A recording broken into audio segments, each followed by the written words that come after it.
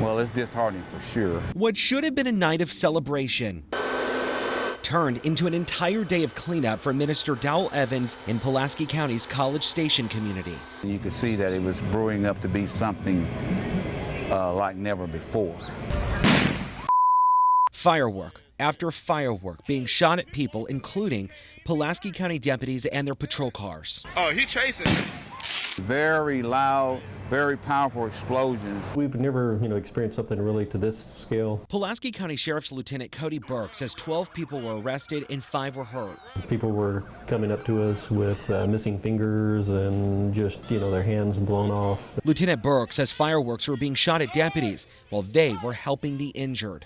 We were trying to, put a tourniquet on someone that had missing fingers. They were firing fireworks with us.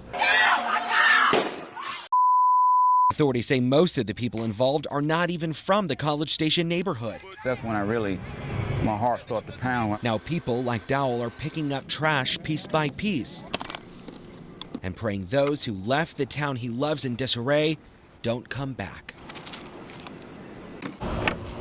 There's no greeting on the other side. A devastating sight for Candace Moore. He was my baby, and he's gone. Reminded this fence couldn't stop someone from attacking her dog Duke. Killing someone's dog is one of the worst things you can do, because that is just not a dog. That is my baby. It's here in the backyard of her Benton home where Moore believes someone poisoned the pup. A wrapper of one of those hot sausage dogs, and it was chewed at the end. A find that didn't seem off until she came home from work Saturday to find Duke's health had taken a deadly turn. By the time I got home, 5 minutes later, he was dead. He was oozing blood out of every orifice that he had. Concerned her pit bull mix wasn't the only one targeted in the River Street area, she called animal control, but faced another harsh reality. We don't have a fingerprint, if you will, to even go after it. Pictures and videos are key, but animal control officers say without any, it's hard to prove cases like this one. He's been really sad. He's been looking for him. Refusing to take chances. I'm not letting my little dog out anymore. She continues to search for answers as to what happened behind this gate. Why would you take someone's family member? Blank stares and tagged ears roam across farmland in Faulkner County that Gary Paden has called home his entire life. Well, I've just always enjoyed it. I made my first crop when I was 10. But these days, peering out from beneath his cowboy hat, his 300-acre plot of land doesn't look the same. It's been a tough one. Record flooding from the Arkansas River has given his cattle something to moo about. What used to be a green pasture is now a brown cemetery. A lot of sticks to pick up, driftwood, bottles and cans, and just trash. It's forced his more than 200 cows to share 40 acres of the grass that's left. Gary says he's now feeding them during a time of the year when usually the cows can graze themselves. Well, it's probably cost me about $200 a day to feed. And you're talking about 30 days, there's another $6,000, and then you hadn't got the hay put up. It's a season of change for a seasoned farmer. It's something every year.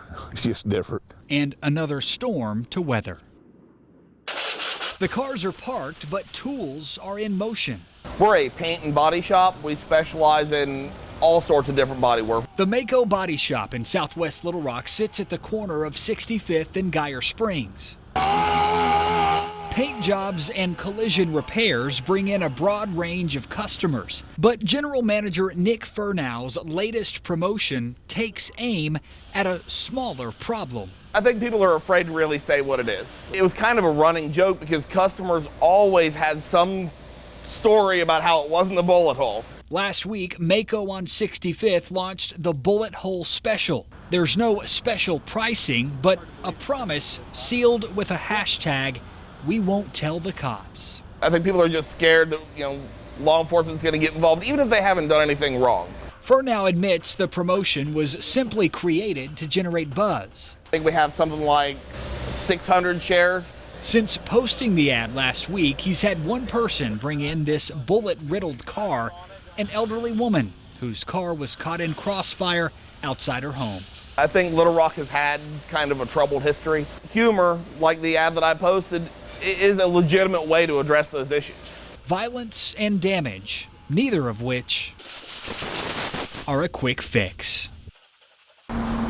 For a nice summer day. There's no rush on this delivery. I get a kick out of seeing someone take those ones. Thomas DeGraff left these boxes out packed with a lesson. We got some cat litter in there, pork chops and eggs. All meant for the next thief who targets his downtown Little Rock home. It happens pretty quick.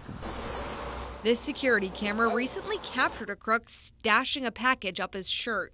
As it turns out, he's just one of several porch pirates helping themselves to the family's mail. Broad daylight, and they just walk up on the porch and throw it in their backpack and take off. There's no sign of the thieves, just the steps neighbors in the Quapaw area are now taking to curb the crime. There's so many people that wander through the neighborhood, I think it's crimes of opportunity. While police search for whoever's in these videos, DeGraff is keeping out his bait. I don't know if it's going to stop anybody. Worth a try, all to send an unforgettable message. It'd be nice if there was something we could do about it.